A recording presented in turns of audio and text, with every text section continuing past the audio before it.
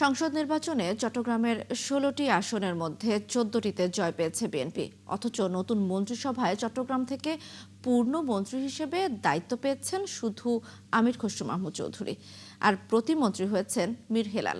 চট্টগ্রামের বিভিন্ন শ্রেণী পেশার লোকজন বলছেন, বড় বিজয়ের তুলনায় মন্ত্রিসভায় তাদের প্রতিনিধিত্ব কম।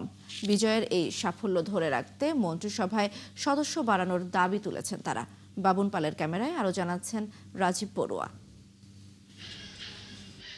দেশের বাণিজ্যিক রাজধানী হিসেবে পরিচিত চট্টগ্রাম দীর্ঘদিন ধরে অবকাঠামো উন্নয়ন, বন্দর সম্প্রসারণ ও শিল্পায়নে গুরুত্বপূর্ণ ভূমিকা রাখে। সমুদ্র বন্দর, শিল্পাঞ্চল ও খাতুনগঞ্জের পাইকারি বাজার ঘিরে জাতীয় অর্থনীতিতে এ অঞ্চলের গুরুত্ব বেশি। এই কারণে নির্বাচনের ফলাফলের ভিত্তিতে আরও বেশি মন্ত্রীর প্রত্যাশা ছিল মানুষের। দুইজন মন্ত্রী দিয়ে আসলে ওভাবে করে কখনো হইতেছে সম্ভব না। সো আমরা চট্টগ্রাম নাগরিক হিসেবে মনে করি যে হ্যাঁ দরকার আরও একটা। আমরা আগামী দিনে চাচ্ছি না এমন একটা শহর চাচ্ছি যে শহরে সবাই বসবাস করবে, সবার অধিকার নিয়ে ওনারা নিরাপদ থাকবে, নিরাপদ একটা শহর চাই আমরা। গরমে দাপাদাপি ঘরের চালের স্থায়ী সমাধান আনোয়ার সিমেন্ট শীট। যে দুইজন মন্ত্রী দিছে ওনারা সহ এবং চট্টগ্রামে আরও যারা নেতা আছে সবাই মিলে শহরটা যাতে সুন্দর এবং সুশৃঙ্খল আইন শৃঙ্খলা পরিস্থিতি যাতে ভালো হয়। চট্টগ্রাম নগরে দীর্ঘদিন ধরে সন্ত্রাস নির্মূল, চাঁদাবাজি বন্ধ এবং ব্যবসা বাণিজ্যের নিরাপদ পরিবেশ নিশ্চিত করার দাবি রয়েছে। বিশেষ করে খাতুনগঞ্জের ব্যবসা সম্প্রসারণ, বন্দর কেন্দ্রিক অবকাঠামো উন্নয়ন এবং নগর ব্যবস্থাপনায় কার্যকর উদ্যোগ নিতে কেন্দ্রীয় পর্যায়ে আরও শক্তিশালী প্রতিনিধিত্ব দরকার বলে মনে করছেন চট্টগ্রামবাসী।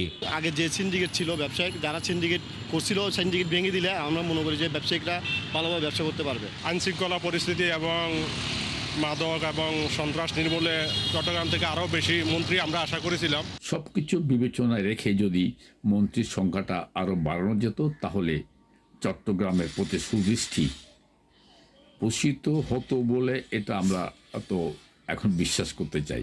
নগর পরিকল্পনাবিদরা বলেন, মন্ত্রীদের আঞ্চলিকতার ঊর্ধ্বে উঠে কাজ করতে হবে।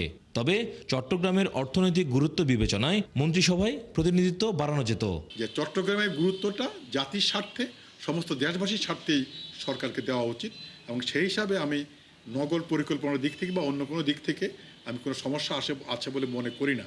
তবে চট্টগ্রামে মন্ত্রী হওয়ার মতো আরও যোগ্য ব্যক্তি আছে বলে আমি মনে করি। চট্টগ্রামে বিএনপির বড় জয় সত্ত্বেও মন্ত্রিসভায় মাত্র 2 জনের অন্তর্ভুক্তি নিয়ে রাজনৈতিক ও জনপর্যায়ে আলোচনা অব্যাহত রয়েছে। রাজীব বড়ুয়া, ৭১, চট্টগ্রাম।